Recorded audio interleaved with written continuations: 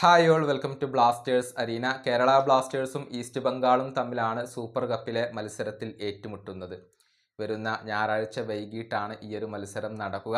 ഇത്തവണത്തെ സൂപ്പർ കപ്പും ഒഡീഷയിൽ വെച്ചുകൊണ്ട് തന്നെയാണ് നടക്കുക. എന്നാൽ ഈ മത്സരത്തിന് മുന്നേ ഈസ്റ്റ് ബംഗാളിന് തിരിച്ചടി ഏൽപ്പിക്കുന്ന ഒരു വാർത്ത പുറത്തേക്ക് വന്നിട്ടുണ്ട്.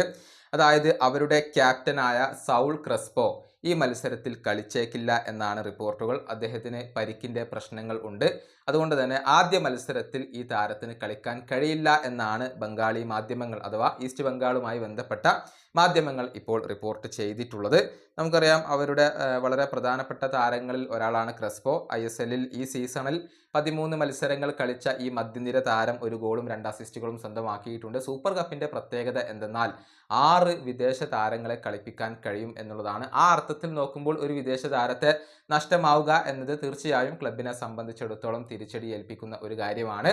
ഏതായാലും കേരള ബ്ലാസ്റ്റേഴ്സിനെ സംബന്ധിച്ചിടത്തോളവും ഈസ്റ്റ് ബംഗാളിനെ സംബന്ധിച്ചിടത്തോളവും വളരെ നിർണായകമാണ് ആദ്യ മത്സരം. വിജയിക്കുന്നവർക്ക് മാത്രമാണ് ഈ ഒരു കോമ്പറ്റീഷനിൽ മുന്നോട്ട് പോകാൻ സാധിക്കുക.